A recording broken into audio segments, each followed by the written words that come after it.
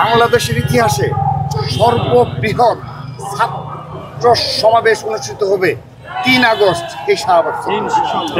সারা দেশে ইতিমধ্যে আপনারা দেখেছেন উপজেলা জেলায় ব্যাপক আলোড়ন সৃষ্টি করেছে আমাদের এই ছাত্র সমাবেশ, এবং এর প্রাসঙ্গিকতা রয়েছে যে বিগত একটি বছর ছাত্রলীগ যেভাবে অত্যাচার, নির্যাতন, নিপীড়নমূলক ছাত্র রাজনীতি উপহার দিয়েছিল, বিগত এক বছর সাধারণ শিক্ষার্থীরা মোটামুটি তেমন কোনো কালচার, কোনো শিক্ষা প্রতিষ্ঠান প্রত্যক্ষ করেনি।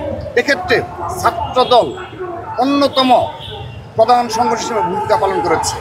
তারই ধারাবাহিকতায় আমরা এই শাহবাগে আগামী ৩ আগস্ট রোববার দুপুর ২টায় আমরা ছাত্র সমাবেশ অনুষ্ঠিত হবে, এবং সেখানে গুরুত্বপূর্ণ বক্তব্য রাখবেন আমাদের ছাত্রদলের সাংগঠনিক অভিভাবক জনাব তারেক রহমান। তিনি ছাত্রদলের উদ্দেশ্যে দিক নির্দেশনমূলক বক্তব্য রাখবেন বলে আমরা প্রত্যাশা করছি, এবং অবশ্যই সেখানে কিছু গুরুত্বপূর্ণ মেসেজ পাবে ছাত্রদলের নেতাকর্মীরা।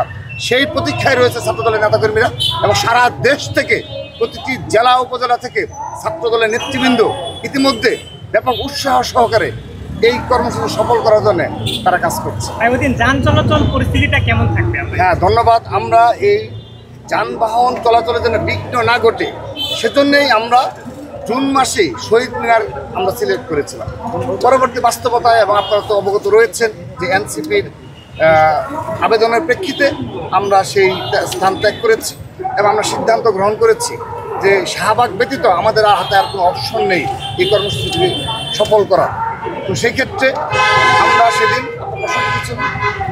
যান চলাচল পরিস্থিতি কেমন থাকে সেজন্য আমরা ইতিমধ্যে আমরা স্বেচ্ছাসেবক টিম গঠন করেছি, এবং আমরা নেতাকর্মীদের উদ্দেশ্যে কিছু দিক নির্দেশনামূলক আমরা প্রেস রিলিজ দিচ্ছি, এবং আমরা কাটাবন মোড় থেকে এই শাহবাগ হয়ে ইন্টারকন্টিনেন্টাল দিকে যে রাস্তাটা, সেই রাস্তাটা আমরা খোলা রাখবো, যেন কোনো অ্যাম্বুলেন্স কিংবা জরুরি যানবাহন চলাচলে বিঘ্ন না ঘটে। যখন আসবে এই মুহূর্তে হয়েও যেন তারা যেতে পারে, এবং আমরা এর জন্যে এই রাস্তাটি আমরা টোটালি খালি রাখবো, এবং ওই পাশ থেকে হয়ে যেন তারা কোনো হাসপাতালে যেতে চাইলে কিংবা জরুরি কোনো যানবাহন অর্থাৎ তার পাশে মুভমেন্টটা যেন ঠিক যেন থাকে, এই বিষয়ে আমরা সচেষ্ট হয়েছি।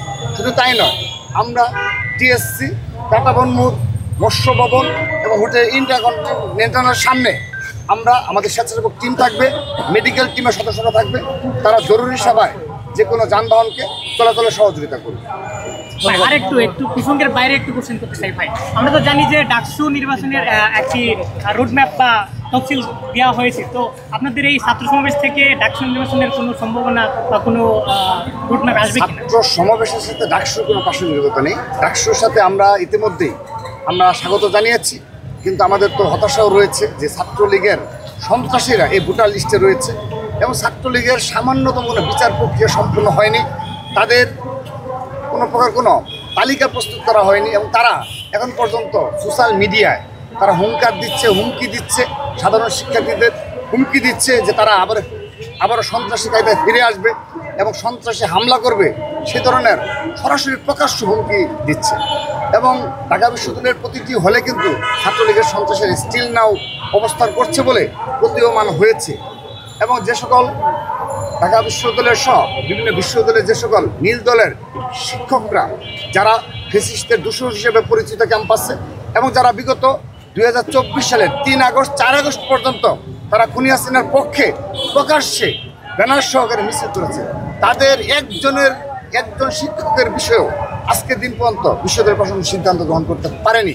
তো যেমন আমরা যদি বলতে পারি অমর একুশ হলের যিনি প্রভুষ হিসাবে রয়েছেন, তিনি কিন্তু 3 আগস্ট পর্যন্ত মিছিল করেছেন ক্যাম্পাসে খুনি হাসিনার পক্ষে, তিনি আজকে প্রভুষ, এবং কারো না কারো সরাসরি প্রত্যক্ষ শেল্টারে তিনি আজকের দিন পর্যন্ত দায়িত্ব পালন করে যাচ্ছেন, এবং ডাকসুর হল ভিপি হিসাবে কিন্তু সে স্বাভাবিকভাবেই কিন্তু হলের হিসাবে কিন্তু তিনি দায়িত্ব পালন করে যাচ্ছেন প্রভুষ হিসাবে, এবং যদি নির্বাচন হয় সুষ্ঠুভাবে তিনি কিন্তু সেই দায়িত্ব অবতীর্ণ হবেন।